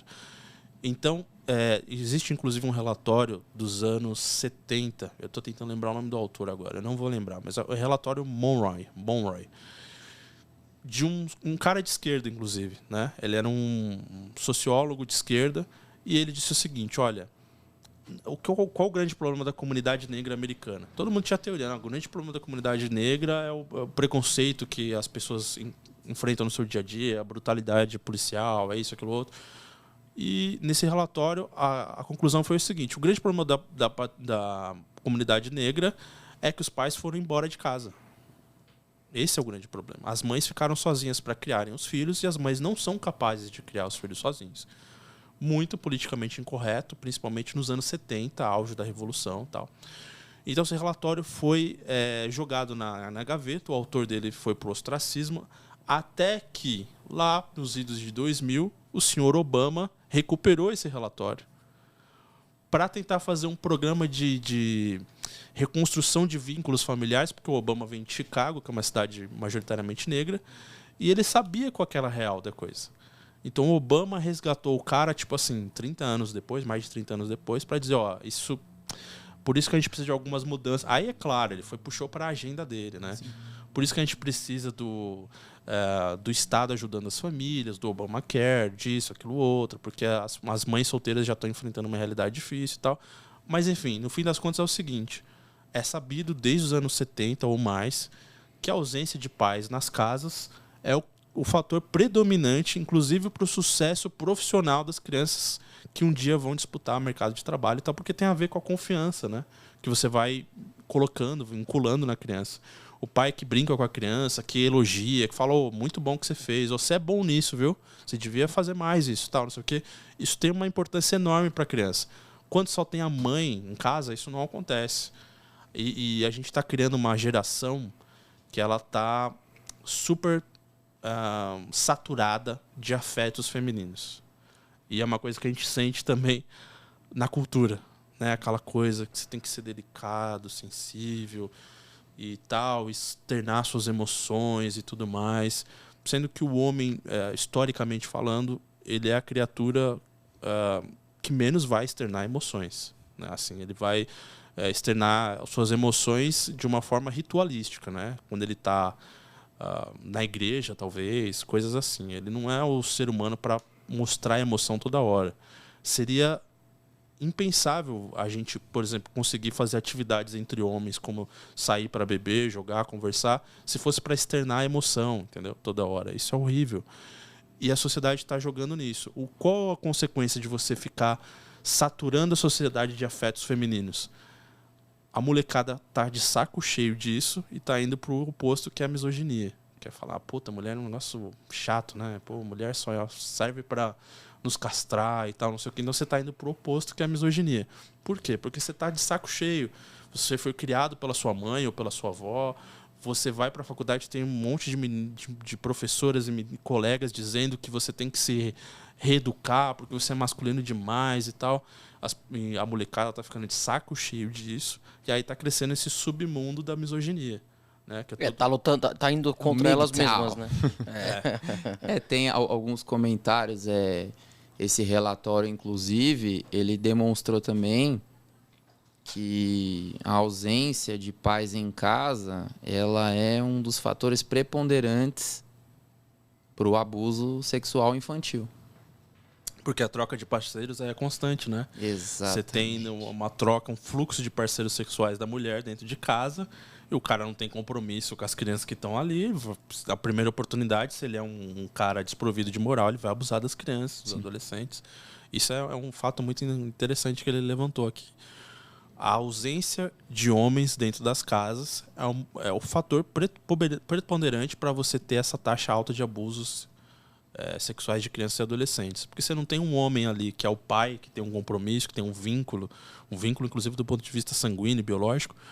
Então o cara que está passando por ali é que nem girar a crataca, meu amigo. Você vai passando e vai pegando o que você puder, entendeu? Tem a menina lá, tal, mas você é pai dela? Não. Então, o cara que não tem moral, não tem o instinto moral dentro de si, ele vai usar e abusar. Então, vejam só que maravilha o feminismo nos trouxe. Famílias em que as mães solteiras estão lutando para sobreviver, são abusadas por homens que se aproveitam dessa condição. E aí, quando você vai para a discussão séria no campo político, no campo dos projetos de lei, tudo que existe hoje é só para aprofundar ainda mais esse abismo. Sim. Só para reafirmar que a mãe solteira vai sim ser feliz e que nós devemos aceitar e tal. Eu não aceito, por exemplo, a ideia da mãe solteira feliz conduzindo a família, rumo ao abismo, eu tenho que concordar com isso? Não. Todo lar desprovido de um pai é um lar triste, um lar trágico. Tem algo de errado e disfuncional aí. E, Tiago, essa questão você colocou também, trazendo aqui para dentro dessa compreensão também da direita brasileira. Todo mundo tem que ser moderado, todo mundo tem que medir palavras, né? Então, a gente tem aí um professor de esquerda, não vou citar o nome porque eu não gosto de dar publicidade, tá? Que ele sugeria o fuzilamento de quem fosse de direita, né? Então, assim, esse discurso de ódio verdadeiro vem da esquerda. Sim. E quando alguém da direita é um pouco mais... contundente. Para contrapor isto, aí falam que é o discurso de ódio e todo mundo acaba sendo moderado, né? Então, acho que até você levantou uma vez sobre um autor conservador, que é o Andrew Breitbart, se eu não me engano, sobre como ele combate a esquerda lá nos Estados Unidos e aqui no Brasil, dentro da nossa realidade da política brasileira, não. O Andrew Breitbart, que ele fundou aquele portal Breitbart, né, muito importante para a mídia conservadora alternativa nos Estados Unidos. Ele morreu prematuramente, morreu acho que um pouco antes do Trump assumir. E aí a gente perdeu muito com a morte dele, né, nos Estados Unidos, porque ele é o cara que ensinou os conservadores muito sobre essa guerra mais a guerra cultural, mas aplicada à postura individual. Então, por exemplo, o Breitbart ele era conhecido por fazer pequenos filmes, né, micro documentários e tal. E ele colocava ali de uma maneira muito clara que, olha, vou dar um exemplo qualquer aqui, eu nem sei se ele fez sobre isso, mas a masculinidade é necessária no mundo de hoje. Por que os homens são necessários e tal? Não peça desculpas por ser homem e tal. E ele não podia muita desculpa por essas coisas. Você tem hoje uma direita, por exemplo, no Brasil, e uma coisa que ele ensinou que é muito importante, isso aí já é uma questão de estratégia, não é nem uma questão de comunicação assertiva, é estratégia, né? Use todos os recursos a seu favor, tudo que você puder. Que é uma coisa que parece óbvia, mas quando a gente vem para a realidade brasileira, por exemplo, eu vou dar um exemplo bobo assim. Até pouco tempo atrás, até 2 anos atrás, eu, pessoalmente, era radicalmente contra o uso do dinheiro do fundo eleitoral dos partidos. Falava, não, isso é abominação, você não deve usar, mesmo que você esteja numa disputa acirrada com a esquerda e tal, e você é contra, mas você não deve usar, de qualquer maneira. Até que eu vi de perto como a coisa acontece, né? A esquerda já tem essa grana, porque... A real é o seguinte, o fundão, inclusive, foi um acordão na época do Lula entre o centrão fisiológico e a esquerda, para todo mundo ganhar dinheiro. E você tem os recursos do setor cultural, que abastecem as campanhas da esquerda. Muita grana do setor cultural. A maioria dos projetos culturais que existem no país são de esquerda, não é por acaso, não é porque o esquerdista adora a cultura. O esquerdista brasileiro, em média, ele é um iletrado, né? Mas os projetos culturais, através dos mecanismos legais, eles são capazes de arrecadar o dinheiro que vai para a campanha dos caras. Então, tudo isso para dizer o seguinte: hoje eu concordo com o Breitbart, que é o seguinte: se você está numa disputa eleitoral com um cara de esquerda, é uma disputa acirrada, é você ou ele, e está em risco, sei lá, o futuro da sua cidade, do seu estado, do seu país, pelo amor de Deus, use cada centavo. Torra esse dinheiro, pelo amor de Deus. Faz tudo o que você tem que fazer. Tira a esquerda, tira o seu oponente de esquerda da sua frente, tira ele do poder e dorme tranquilamente o sono dos justos. Então, falta isso para isso. Hoje a direita brasileira ainda discute. Poxa, mas se a gente for... deixa eu fazer uma ressalva importante. Se amanhã tiver uma discussão no Congresso para dizer devemos ou não acabar com o fundão, opa, devemos. Claro, porque vai tirar o dinheiro de todo mundo, da direita e da esquerda. Beleza. Aí vence o melhor. É isonômica a decisão. Agora, se você falar assim, não vamos ter essa discussão, mas eu acho que moralmente nós... meu amigo, não dá. Entendeu? A gente tem Cadê a moral da esquerda? Não existe. Eles vão usar o fundo contra nós. A gente tem que se colocar num papel que é um papel dentro da história. E nesse momento da história, nós estamos sendo encurralados, porque nós estávamos ganhando até então. Tá certo? Essa é a real. A gente tinha... Porque no debate livre de ideias, a gente ganha. Mas, então, eles precisam recorrer a todo esse tipo de manobra, né? Repressão judicial, censura, distribuir dinheiro para os caras e tal, para tentar nos calar. E a gente vai dizer, não vou usar as armas do inimigo. Pelo amor de Deus, use as armas do inimigo para acabar com o inimigo, sem problema. Esse é um dos fatores de tantas derrotas Sem dúvida. do lado da direita brasileira. Para mim é muito claro que esse lado mais poliana que a gente tem na direita brasileira nos atrasa muito. Tá. Né? Esse vírus assim de você querer enfrentar a esquerda com delicadeza, né? Como se a gente estivesse numa discussão no clube de Oxford de debates. Não é, entendeu? A gente está lutando aqui, meu amigo, pela liberdade. Há alguns passos da Venezuela. Então, não é com delicadeza, com gravatinha borboleta que a gente vai vencer esses caras. A gente tem que usar tudo que a gente puder usar a nosso favor contra eles. Então eu vejo às vezes as pessoas falando assim, puxa, mas também é errado, né, os caminhoneiros pararem, mas também é errado bloquear a estrada. Meu amigo, olha tudo que a gente está vivendo no país. Né?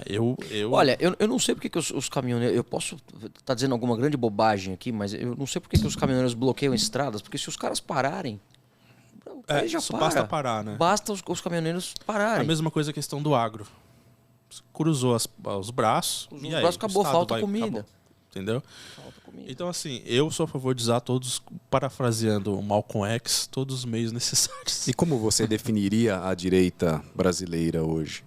Hoje a direita brasileira ela é a mistura da pressa com a burrice. Então você tem... O que a gente está vendo no Brasil hoje? Essa convulsão social em volta dos quartéis. Né? Que precisa os militares e tal, não sei o quê. O que é isso, no fim das contas? É uma coisa que eu via na esquerda também na minha época, que é a busca por solução mágica. Então você quer uma solução rápida, imediatismo, imediata. Curtoprazismo. Coisa que a esquerda está 40, 50 anos aí, desde os anos 60 para conseguir o que conseguiu hoje. Né? Eles foram infiltrando, né? Exatamente, é um trabalho lento, trabalho de formiguinha. Se você lê o Invasão Vertical dos Bárbaros, do Mário Ferreira dos Santos, você vê, cara, já está ali descrito há mais de 50 anos o que eles estão fazendo. Olha, eles entram na igreja, eles entram na faculdade, eles entram na escola, eles estão ali na comunidade e tal. Algum momento, essa cultura que eles estão formando vai virar política, vai gerar política. Isso é Gramsci sorrindo no inferno, cara. Exatamente. Né? Eu fico até... Nem gosto de citar mais o Gramsci, porque é tão óbvio que tá acontecendo. Óbvio, né? cara, é o óbvio, o famoso óbvio ululante. É o óbvio ululante. Então, assim, você tem essa questão... E você tem essa questão de não ter essa capacidade de mencionar que, olha, a nossa luta é uma luta de longo prazo, quem aguentar mais vence e tal. E você tem todo mundo viciado na solução mágica. Ah, porque vai vir um relatório das Forças Armadas. Não, porque o Bolsonaro piscou no vídeo, então significa que lá vem. Olha, tá com o dedo cruzado ali, será que... Tic-tac. Não, você viu no último vídeo, os caras fizeram um sinal na hora da reunião com os militares. Gente, saiam dessa, pelo amor de Deus. Né? A nossa luta é uma luta de longo prazo, difícil, dura, mas é assim que as grandes lutas acontecem. Né? Não é com relatório de militar que a gente vai vencer a esquerda. E você acredita em alguma ação militar? Nenhuma, zero. Eu sinto muito dizer isso, as pessoas que estão em volta dos quartéis, muitos amigos meus, assim, dezenas de amigos meus, mas para quem me pergunta eu falo, não vai vir nada dos militares. Não esperem. Não esperem, porque assim, na boa, né? Isso o Olavo também já dizia há anos, coitado do Olavo. Nossa, mas ele metia o pau nos militares, misericórdia. Eu adorava. Ele teve no clube militar, ele conviveu com os militares, ele falou na frente dos militares, ele falou, gente, se vocês, lá atrás, né? No começo desse processo todo, se vocês não enquadrarem judicialmente, de alguma maneira, esses caras que estão falando mal de vocês, que estão discriminando o que aconteceu, inventando uma lorota, de que vocês eram grandes assassinos e tal. Se vocês não enquadrarem esses caras agora, daqui a pouco vocês vão bater continência para eles. O que é o segundo governo Lula, com Aldo Rebelo como ministro da Defesa, os comandantes tendo que bater continência ali, ó, pro ex-guerrilheiro? É a consumação do que o Olavo dizia, da profecia do Olavo. E os militares, é isso que a gente... Se tem um bicho hoje no Brasil que liga mais para biografia e legado do que o Sérgio Moro, é comandante das Forças Armadas, meu amigo. O cara tá preocupado com a aparência do jogo. O militar, ele Não é que o cara não é patriota, sabe? Eu não estou discutindo moralmente a questão. Mas na formação dele de base. Pô, o militar, desde sempre no Brasil, ele é positivista. Ele enxerga a sociedade por esse prisma do positivismo. Ele é um tecnocrata, ele é um burocrata do Estado. Então, olha só, lá no começo do governo Bolsonaro, né, houve uma crise no Brasil. Ninguém lembra dessa crise porque só foi uma crise na cabeça dos militares.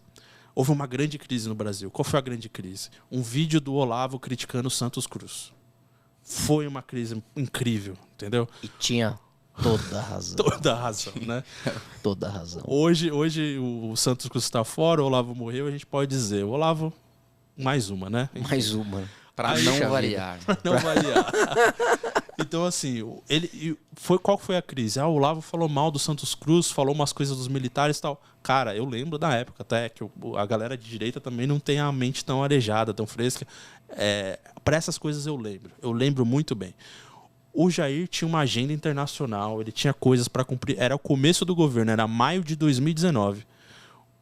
O Jair teve que desfazer todos os compromissos deles para ir almoçar lá no quartel-general do Exército, para poder dizer, calma, gente, eu ainda gosto de vocês, vocês estão comigo sim, tá? O Olavo é feio, bobo e mau, e eu tô com vocês aqui.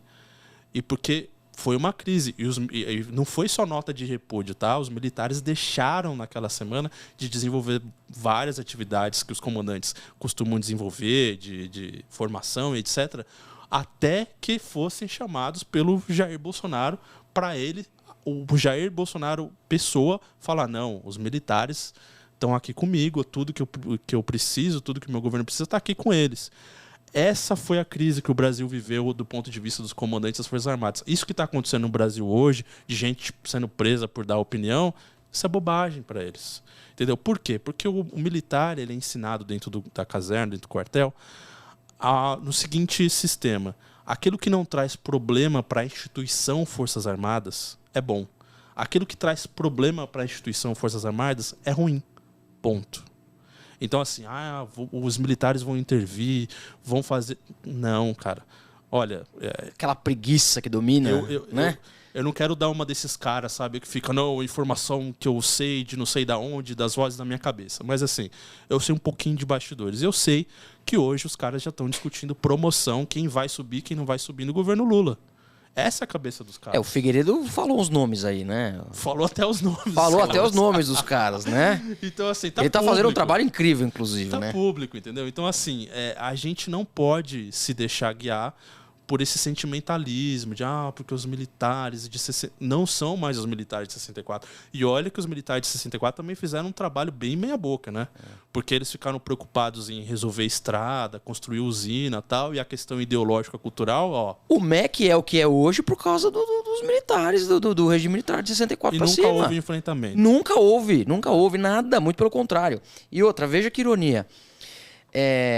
Os militares, eu lembro dessa crise aí, né? Alguma coisa chegou na minha cabeça, né? Mas é um negócio que não explodiu muito, por isso que as pessoas não lembram, né? Ficou um negócio mais latente. Agora, os militares tranquilamente aceitam bater continência, provavelmente, aí de novo para guerrilheiros no ano que vem. Sim. Mas o Olavo falou mal de mim. Cara... Quando o Olavo falou algumas coisas... Eu lembro até do que o Olavo... Os militares não gostam de ouvir verdades. O Mourão disse na época, palavras do Mourão, Olavo deve se ater à sua função de astrólogo. Palavras do grande general Mourão, né? E aí, quando você vê os caras esculhambando com os militares aí 30 anos falando que eles são assassinos, que eles estupravam gente nos quartéis, que eles fizeram e aconteceram, os militares quietinhos. Não, mas já teve anistia, comissão da verdade e tal, tranquilos. Qual é o efeito que isso vai... É um efeito retardado de longo prazo. Você vai ter uma demonização das Forças Armadas, uma demonização daquele movimento de 64, tudo começou com um movimento civil, né? As pessoas foram para as ruas, não é que os militares... Não, as pessoas foram para as ruas. Ficaram, meus amigos, vocês vão ajudar ou não vão? Aí que os militares foram. E aí tem uma grande questão no meio dessa história, não sei se vai dar tempo da gente falar também, mas o Carlos Lacerda, que ficou no meio do processo histórico para trás. Os militares traíram, não é a primeira vez que eles traem um líder de direita, né? Eles estão traindo o Bolsonaro agora, e eles já traíram o Lacerda lá atrás. Porque era pro Lacerda substituir exatamente. O Jango, né? Colocaram o baixinho lá, acho que o Costa e Silva, né? O primeiro foi o Ranieri Mazzilli, né? Ficou 3... O Mazzilli? O primeiro presidente militar foi o Ranieri Mazzilli. Porque ele era da Câmara, né? Ele era da Câmara. Ah, é. Ele ficou 3 dias, acho, né? Aí depois foi o Costa e não durou Silva. nada. Então eles demoraram para devolver o poder para a sociedade, gostaram de Brasília, aquela coisa, né? Aquela paisagem soviética do Niemeyer, aquela coisa maravilhosa, que aliás se davam super bem com o Niemeyer. Veja o que você falou sobre E até hoje. Comissão da Verdade. Até hoje. Até hoje. Comissão da Verdade. Ah, não, mas teve a Comissão da Verdade, então tá tudo bem. Exatamente. Onde que a massa trêmula tá cagando pra Comissão da Verdade? Os caras não sabem nem o que é. Ninguém Meu Deus do fala. céu, parafraseando o Olavo, ele fala meu Deus do céu toda hora, né? E cara, a opinião pública... Sim. Onde que esses caras, a opinião pública vai saber de Comissão da Verdade? Ah, teve a Comissão da Verdade, então ali no cantinho da lei eu tô tranquilo. Pra você ver a mentalidade... Se a Comissão da Verdade. Isso aí é né? pretexto para poder dar indenização para pessoas que se dizem torturadas. Sim. Porque as provas que eles utilizaram Não, mas ali... o estranho nisso, o estranho nisso os militares referendarem a comissão, porque eles acabaram por referendar, tá? A comissão. Teve uma briga no começo, mas acabaram por referendar. Achando que aqueles relatórios idiotas iriam surtir algum efeito de mostrar, ó, tá vendo? Dos dois lados teve excessos e acabou. Vai pra sala de aula hoje pra dizer isso. Né? O militar, ele era o assassino, o açougueiro, né? Os pobres guerrilheiros, os comunistas no Brasil dos anos 70, coitadinhos, eles estavam lutando por liberdade, por democracia. Né? Na época que era proibido proibir. Exatamente. Né? E antes, né? Porque isso começou lá atrás. A Olga Benário saiu lá da Rússia para cá, a mando do regime soviético, para lutar pela nossa liberdade, claro. Isso é evidente, né? Agora tem uma questão também, militares que se candidataram, como no caso do Jair Bolsonaro, Sim. e também agora temos em São Paulo o Tarcísio de Freitas. Sim. São militares que vieram para o campo político, do que a gente espera para um combate a toda essa agenda de esquerda. Como você vê esse futuro governo Tarcísio, ou como você enxerga? Olha, é o seguinte, o Tarcísio, assim como o Jair, ele é bem sincero no que ele tá pensando de fazer, né? Ele disse, acho que antes de ontem, numa entrevista, e todo mundo fala, não, mas essa entrevista veio da CNN, então não vale. Não houve desmentido oficial algum, é isso aí. Não tem guerra ideológica, não tem agenda cultural, não tem nada. O negócio é fazer um governo técnico, entregar resultado, vamos tapar buraco e vamos fazer a máquina rodar. É isso. Fazer São Paulo ser mais locomotiva do que já era. Exatamente. Então, assim, ele está sendo sincero no que ele está falando. Se a partir daí alguém começar a achar que ele é o grande líder da nova direita ou da direita de 2026, aí é um delírio, né? Porque assim, ele está se colocando no papel histórico dele. Falou, ó, eu tô aqui no governo de São Paulo, eu vou vender a Sabesp, eu vou privatizar algumas coisas, eu vou fazer andar, acontecer. Mas é isso. E ele está coerente com a formação dos militares. Né? O militar, ele não sabe nada de guerra cultural. Não sabe nada de guerra ideológica. Como diz o Olavo de Carvalho, né? A última vez que os militares fizeram alguma coisa do ponto de vista intelectual mais palatável foi lá nos anos 40, anos 50. Depois acabou, não teve mais. Né? Até nos enfrentamentos com Getúlio Vargas era visível que os militares tinham um projeto de tomada de poder. Olha só como a coisa é complicada. Eles tinham um projeto de tomada de poder, mas nunca tiveram um projeto de poder.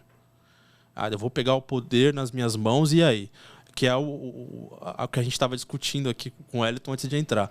Pô, mas será que os caras vão devolver agora que o Lula volta? Será que a gente consegue pegar o poder de volta um dia? Porque os caras são tão competentes no que eles fazem em termos de sabotagem do país que é possível que fiquem muito tempo no poder, né? Então, assim, os militares tiveram 20 anos. Tudo que eles fizeram foi estrada e usina. É claro que a esquerda ia voltar para o poder, como voltou e até hoje. Né? Eu fico imaginando o cara que prendeu o Dirceu lá em 1963, 62, no Congresso da UNE. 68, 67.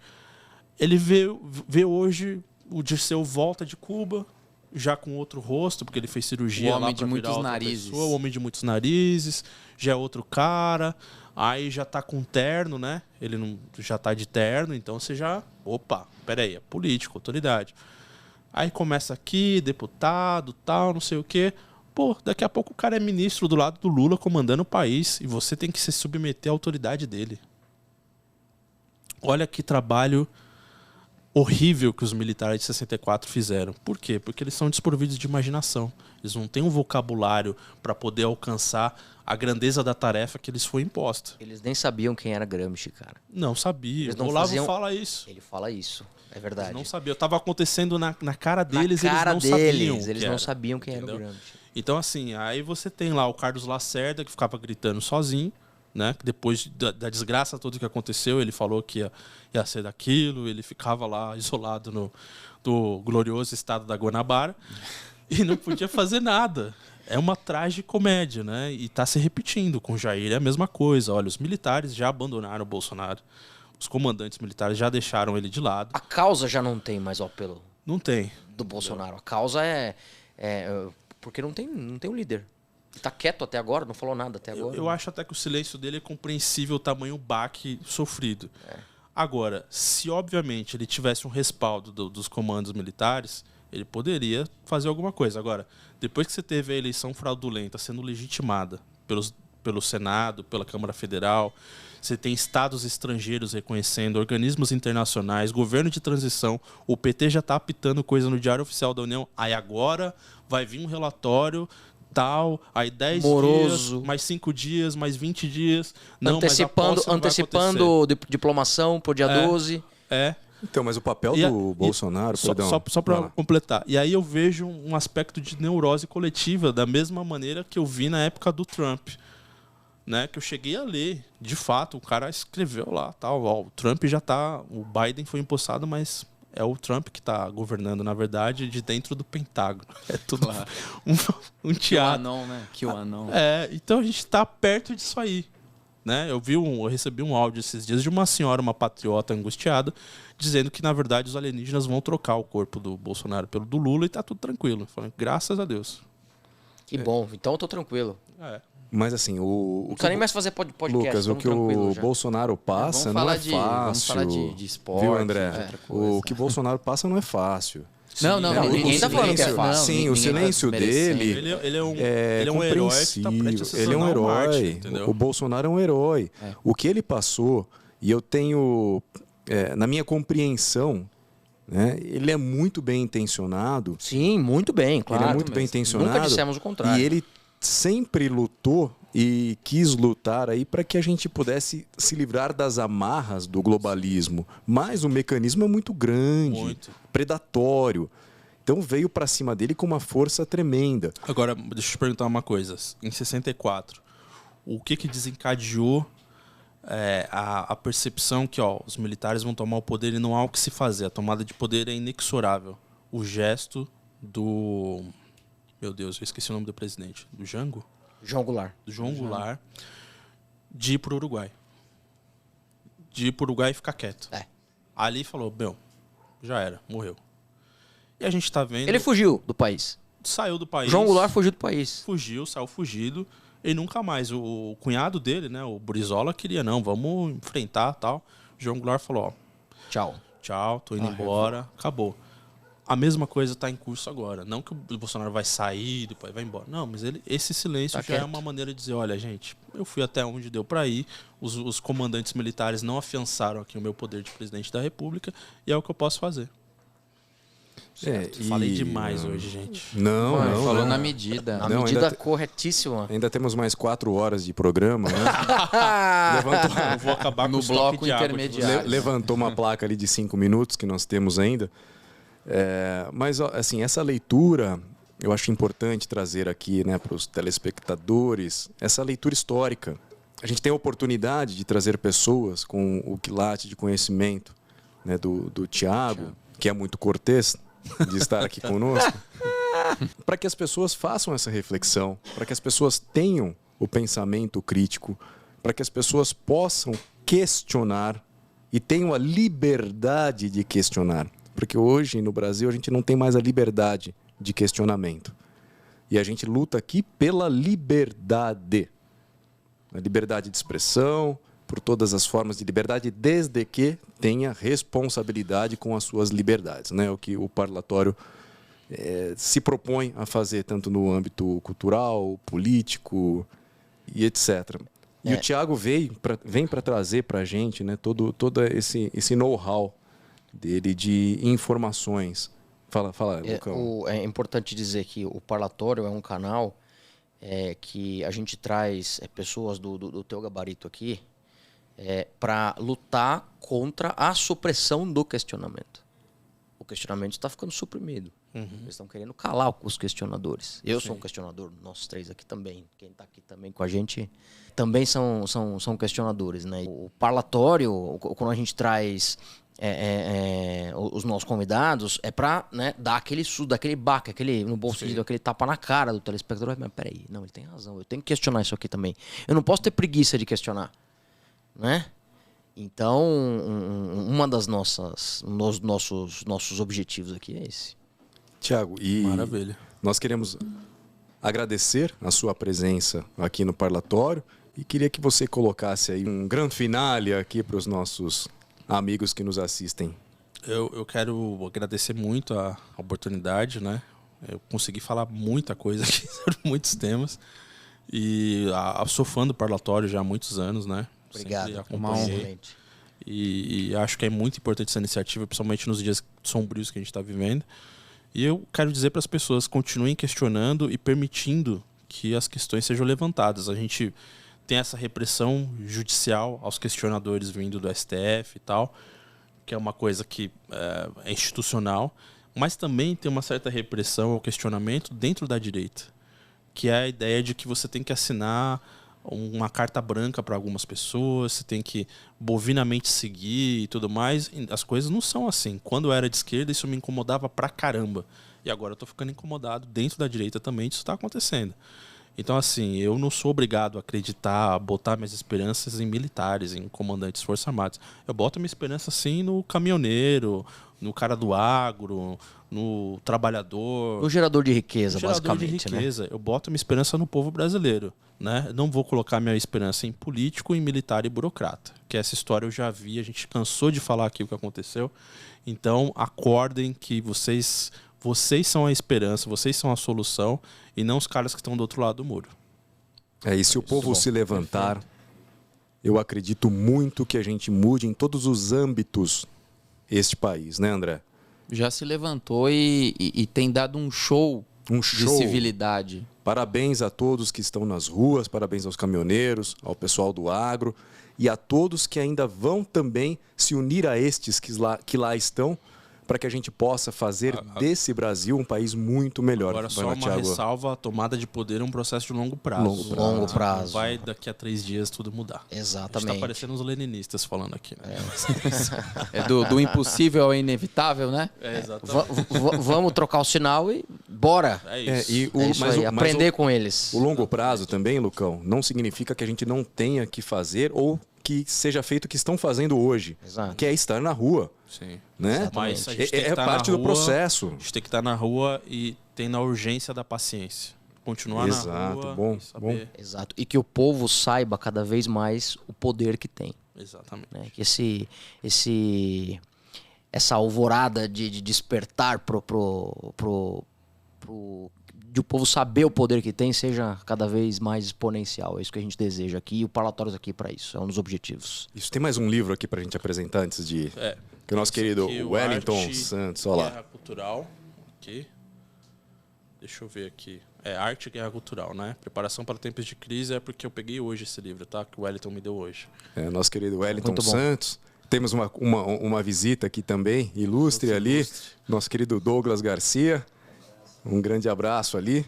Bom que nós vamos resenhar depois que acabar aqui. Né? E vamos concluindo. Vem para cá, Wellington. Vem para cá, Douglas. Vamos todo mundo terminar aqui esse podcast aqui com todos os amigos. Não, fica aqui com o fone, que vamos todo mundo para dar um tchau pro pessoal lá de casa. E assim a gente vai encerrando mais um capítulo com muitos novos amigos e muitos antigos amigos aqui com a gente. Pessoal, olha lá, dá um recado lá, pessoal, Douglas. Um abraço aí, pessoal. Excelente podcast. Thiago tem muita informação, é uma pessoa bastante estruturada, tenho certeza que vai formar muito vocês aí. É uma pessoa que bem antes de ser deputado eu já ouvia, depois que me tornei deputado tô ouvindo mais ainda. Valeu. Maravilha. Eu paguei pro Douglas falar isso, pessoal. Wellington também. Pagou bem, porque falou bem, hein, meu? Muito obrigado. Amigos, muitos amigos aqui. Bom, olha lá, tem uma câmera nova ali que pega todo mundo nesse grande ângulo geral e nesse grande ângulo também da nossa nação brasileira, de pessoas que querem fazer esse país acontecer, e estamos juntos e cada vez mais juntos para que a gente possa unir essa direita, para que a gente mude este país. Obrigado e até o próximo ParlaCast. Obrigado, Thiago. Valeu, pessoal. Valeu. Obrigado.